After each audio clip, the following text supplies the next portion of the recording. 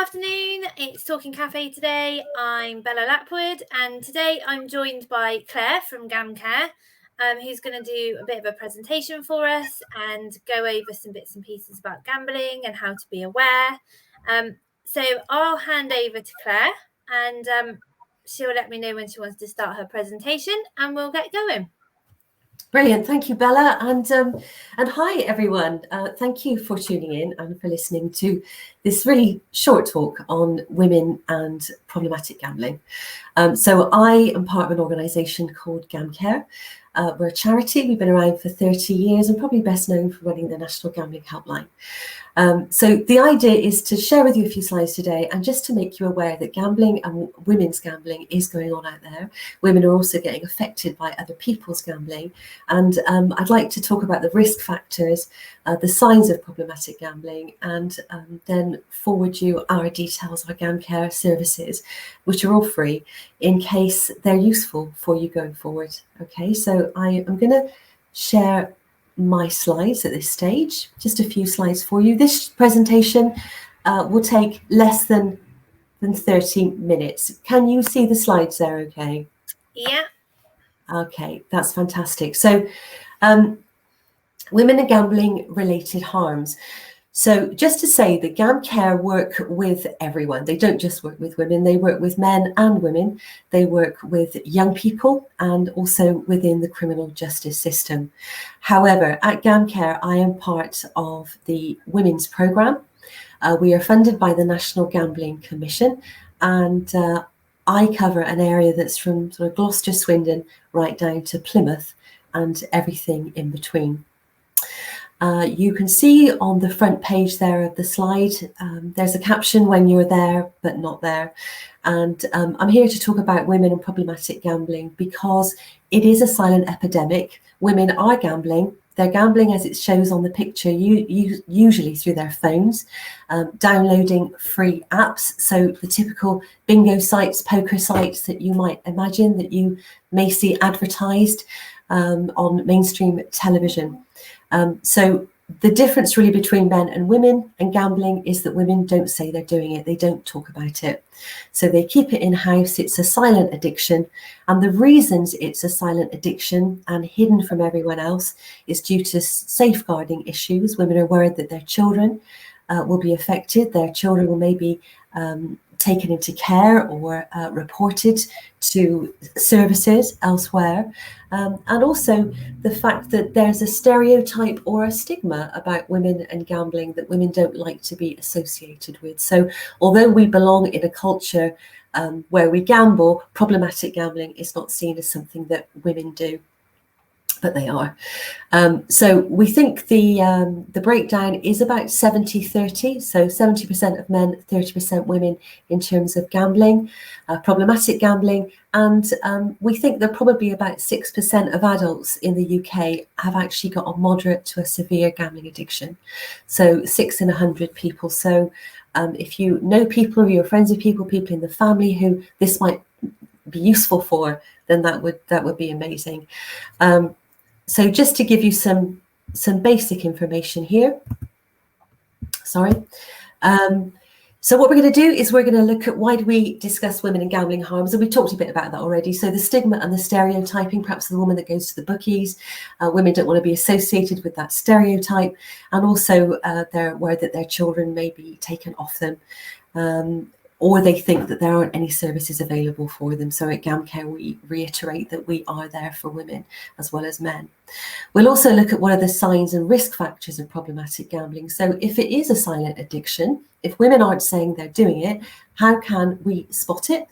Certainly as professionals, and how can we spot it within our family and in our community?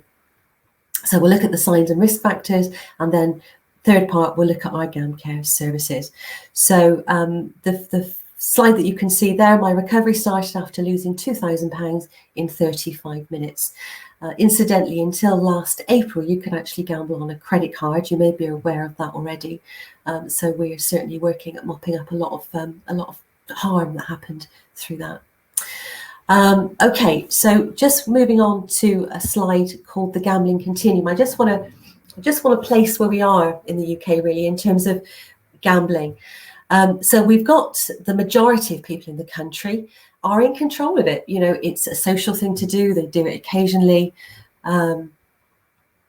It could be part of their community, and things like going to the races, scratch cards, the national lottery, you know, race horses, all those sorts of things. So all of those things are things that people do. Is part of what we do on a regular basis. Probably about half the nation gamble on a monthly basis, and we think that's about 94% of the nation are in control of that situation.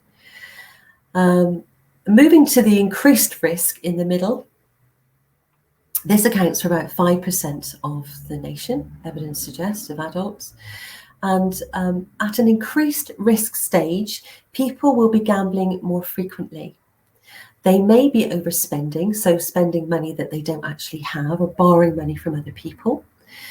They invariably will be concealing it, so they won't actually be sharing it with friends and family. It may be impacting on their life and their concentration and their work. And lived experience tells us that people become more isolated. They become more in their heads. Very difficult to spot problematic gambling because you can't see it and you can't smell it as an addiction, which I know sounds really obvious, but that means that people can be susceptible to an increased risk quite easily because they can hide it. So the frequency can increase without anyone spotting it. You know, if people are gambling on their phones or on laptops, iPads, etc., it's just a normal thing for us really to be using them all the time, having passwords, protection, and probably no one would, you know, would query that really. So the frequency is increasing at the increased risk stage. I would love to say at GamCare that people contact us at this stage. They call the National Gambling Helpline and say, hey, I think I'm gambling more frequently. Unfortunately, that is not the case. Very often at the increased risk stage, people actually believe that they can control it, that they can stop when they want to, that they're going to chase their losses, i.e. perhaps they put down £1,000 and they'll keep going until they regain that £1,000, and they must be due a win because of the frequency of doing it. So the brain actually starts to become distorted and believing that the chances are increasing, or that perhaps people can beat the system, or are getting increasingly lucky, for example. The 1%, the problematic, we said you can't see or smell gambling, but actually at the problematic stage, people tend to be showing signs of it, certainly in neglect of themselves, and maybe of their families as well. At the problematic stage, as it says there, we can see people borrowing money or getting someone else to borrow money on their behalf. It can mean criminal activity because people need to thieve or to do fraud in order to keep their gambling addiction going. It will be a constant thinking. So at this stage, problematic gamblers tell us that they think about gambling morning, noon, and night, really. Relationships often suffer, and often at this stage, people are threatened with, if you don't stop, then the family will break down, the family will break up, you need to get help. And partners tend to put pressure on and you know, try and show their concerns and share their concerns with the problematic gambler and support them. Very often, I think it's about 70% of people will actually bail their partner out, in the hope that stops people from gambling. And very sadly, a large number of people who've got a problematic gambling addiction will consider at some stage in their gambling career suicide. They will present to us at the National Gambling Helpline with suicidal thoughts. And certainly when I've spoken to people about suicidal thoughts, they are convinced that their family, their friends, their community is better off without them. Because they are in such debt, because they have perhaps sold their pension plan, perhaps they've cashed in their children's bonds or savings, that sort of thing. So people often think that they're worthless and that they just can't stop. So the only way they can stop their gambling is actually by taking their own lives. So we've got those three sort of areas really, in control, increased risk and problematic. But just to say, we will talk to anyone at GamCare at any of those stages. And certainly if anyone's listening and they think that it might be happening within their family, or they fear that it might be happening to them, then don't hesitate, but call the National Gambling Helpline. It's free, it's 24/7, and you will find someone who is not judgmental on the other end, who will provide you with support, offer you counselling, etc., etc. And I'll talk about the services as we go through. So people, as I say, don't necessarily talk about it. They don't want to share it, and that particularly applies to women, but there are certain people who are more at risk. I must say, though, with this slide, the caveat is that we are all at risk of addiction, but potential risk factors that could make people more vulnerable, as you can see on the screen there, things like low self-esteem, contact with the criminal justice system, peer problem gambling, so friends, family doing it, being isolated. So you can imagine COVID's had a real effect. People have been able to download and have a casino in their living room, which has helped to relieve boredom, stress, anxiety, isolation for them. We know that people with trauma, abuse and neglect as children are more likely to be at risk of addiction as adults.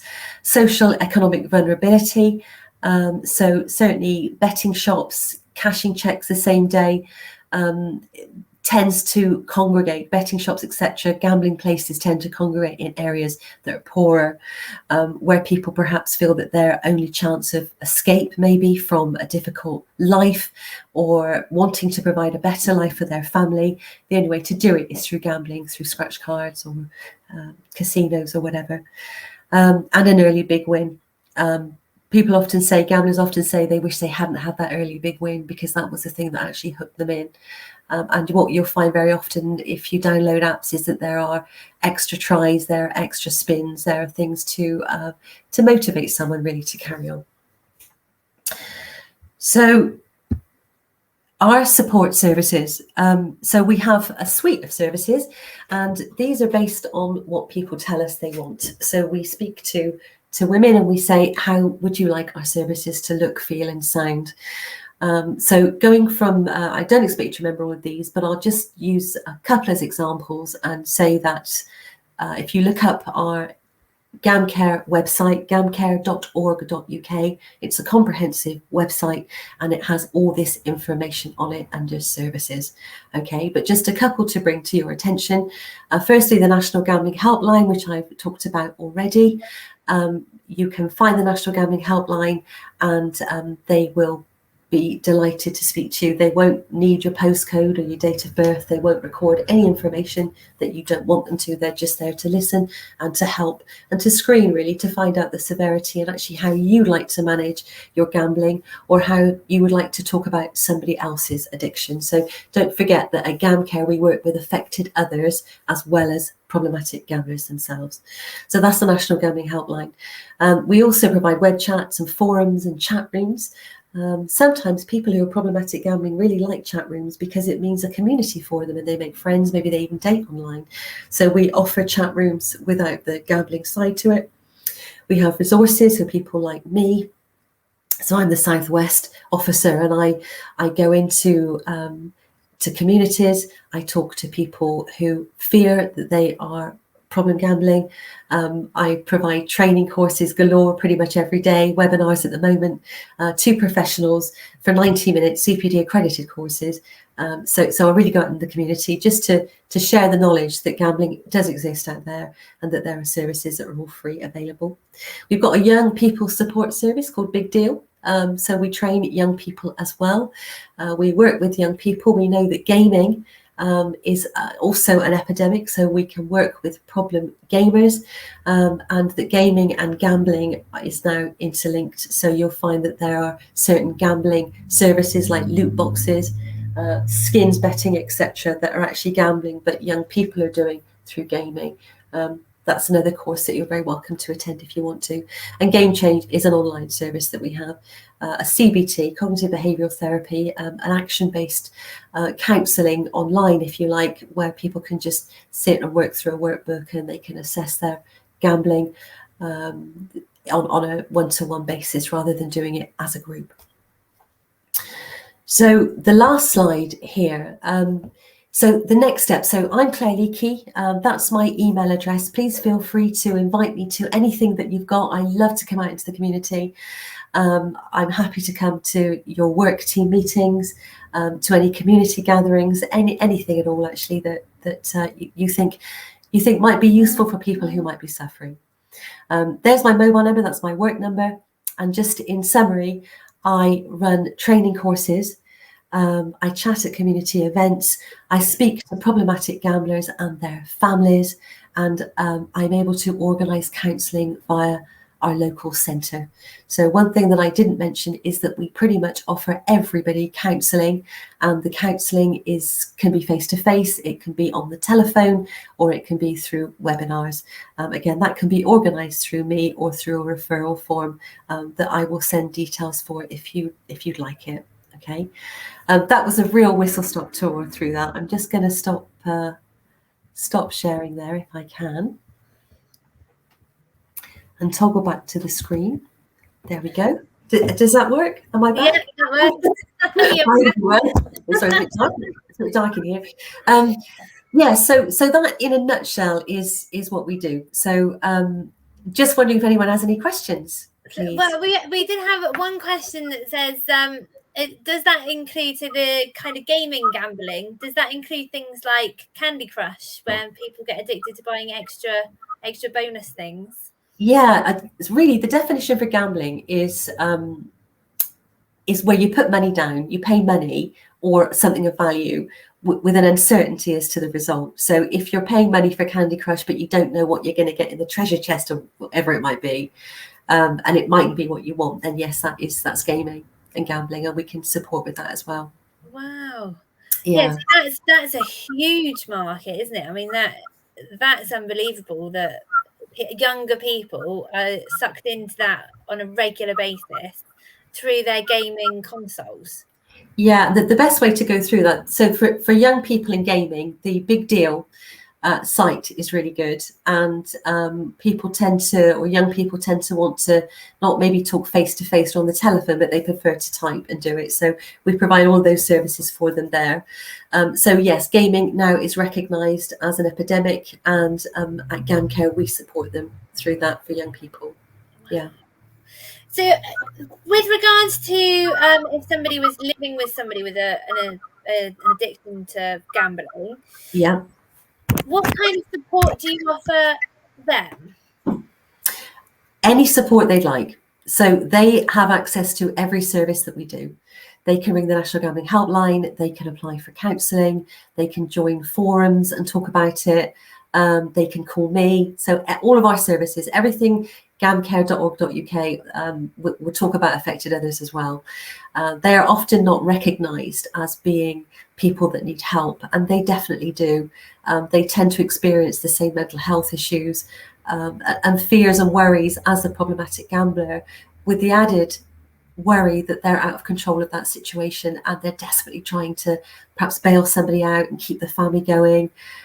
Sometimes they'll take extra jobs in order to pay off debts and things like that. So yeah, we absolutely do support affected others. And for every problematic gambler, there are about 8 to 10 affected others.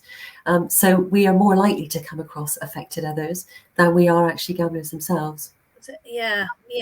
So I can definitely see that actually there's people out there that are really struggling to make ends meet because their other half or absolutely yeah and again the same stigma applies. People don't tend to tell their family and friends, their parents, their colleagues. They tend to keep it in-house, if you like, and deal with it as a family, and suffer. So 1 in 3 families actually break down through problematic gambling. So the more support we can give affected others, the better, and we do. Absolutely.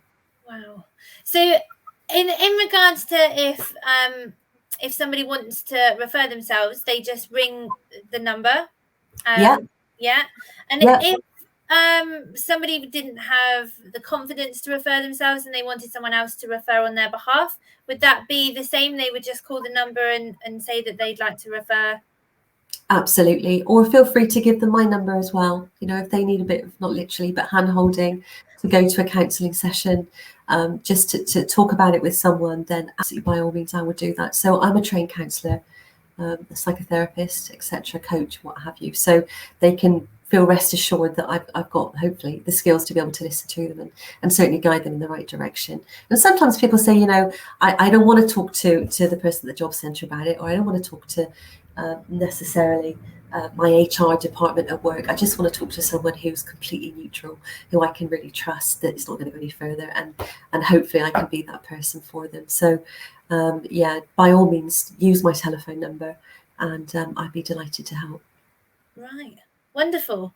Well, we haven't had any other questions, but if anyone does have any questions later on, please feel free to stick them in the comments box, and we'll get them answered via Claire or ourselves, depending on who's got the right information, because we do keep an eye on it after it's gone out. So please do let us know if you do have any questions, and please get in touch with Claire if you need some help. Yeah, or some training, or to chat within their community, anything that you need gambling related, do come to me. And if it's not me, I will make sure that the person who deals with it calls you back. Wonderful. Thank you ever so much. Thank you, everyone for listening. Enjoy your day, and thank you very much again.